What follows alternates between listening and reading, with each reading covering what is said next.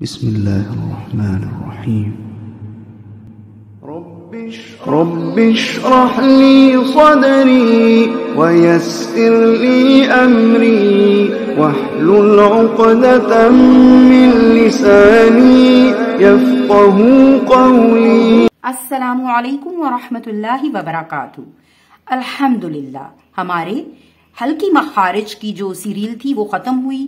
آج ہم آپ کو مخرج نمبر 5 اور مخرج نمبر 6 اس کی ڈیٹیل بتائیں گے. یہاں سے دو حروف نکلتے ہیں، قاف اور کاف. ان دونوں حروف کو حروف لہاتیہ بھی کہتے ہیں. ٹھیک ہے، اب سب سے پہلے ہم قاف اور کاف میں فرق کیا ہے یہ دیکھیں گے.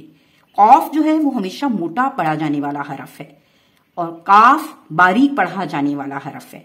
قاف اور کاف ان کو حروف لسان بھی کہتے ہیں. یہ دونوں حروف زبان سے ادا ہوتے ہیں اور زبان کی جڑ جب یہ اوپر کے نرم تالو سے جا کر لگتی ہے تو یہ حرف ادا ہوتا ہے قاف. ٹھیک ہے، نرم تالو کیا ہے؟ جو اوپر زبان کے درمیان میں ایک سافٹ پیلٹ ہے، اس کو ہم نرم تالو کہتے ہیں. اب جب زبان کی جڑ اوپر نرم تالو سے چپک جاتی ہے تو حرف قاف ادا ہوتا ہے اور اس کی آواز جو ہے اوپر کو اٹھتی ہے. قاف جب ہم یہ ادا کرتے ہیں تو ہم محسوس کرتے ہیں کہ کچھ چیز اوپر کو چپک رہی ہے. قاف. ٹھیک ہے، قاف جو ہے حروف مستعلیہ میں سے ہے. حروف مستعلیہ کون سے ہیں؟ وہ 7 حروف جو ہر حالت میں پر پڑے جاتے ہیں، یعنی موٹے پڑے جاتے ہیں، خواہ زیر زبر یا پیش کچھ بھی ہو.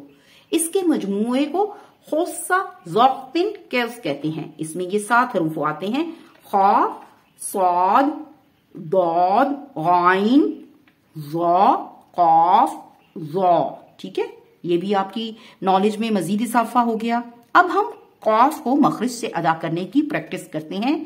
قاف زبر قا، قاف زیر قی، قاف پیش کو، قا قی کو. ٹھیک ہے، اب اس کے حروف دیکھتے ہیں. قالا، قیلا، قل. کے بعد ہم اس کا مخرج معلوم کرنے کا جو طریقہ ہم نے آپ کو بتایا تھا اس کو وہاں سے ادا کر دیکھتے ہیں. اب اس کا جب ہم ان حروف کو ساکن کریں گے تو اس پر قلقلہ ہوگا. اب آپ دیکھیں گے کہ قلقلہ کیا ہے. قلقلہ کیا ہے کہ جب یہ حروف ساکن ہو تو اس کے مخرج سے آواز باؤنس ہوتی ہے، یعنی مخرج کو ہلا کر پڑھتے ہیں. جیسے کہ آپ دیکھیں اق، یعنی ہم اس پہ آواز بند نہیں کریں گے بلکہ آواز باؤنس ہوگی، دوبارہ سے ادا ہوگا. اق، اق، اق. ٹھیک ہے، امید ہے آپ کو یہ سمجھ آ رہا ہوگا. اب اس کے حروف دیکھیں. اقرب، خلقنا، اقرا، اقترب، اقسم، اقسم، یقرز. مجھے امید ہے کہ آپ کو قاف کا مخرج اب کلیئر ہو گیا ہوگا. آپ نے اس کی خوب پریکٹس کرنی ہے. اس کے بعد ہم مخرج نمبر 6 کاف. کاف کا مخرج جو ہے اس کو دیکھتے ہیں. کاف کا مخرج قاف کے مخرج سے تھوڑا منہ کی طرف آگے کاف کا مخرج ہے. کاف کی ادائیگی کے وقت زبان کی جڑ اوپر سخت تالو سے لگتی ہے. یہ سخت تالو کہاں ہے؟ جہاں سے قاف کی ادائیگی ہوتی ہے وہاں سے تھوڑا سا آگے چل کر سخت تالو آ جاتا ہے. یہی کاف کا مخرج ہے. آپ نے دیکھا ہوگا کہ کاف کی ادائیگی میں کوئی چیز چپک نہیں رہی بلکہ آرام سے ادا ہو جاتا ہے. کاف. ٹھیک ہے، اس میں زبان کی جڑ اوپر تالو سے نہیں لگتی بلکہ آرام سے. کاف. کاف زبر کا، کاف زیر کی، کاف پیش کو، کا کی کو. ٹھیک ہے، اب ان کے حروف دیکھیں.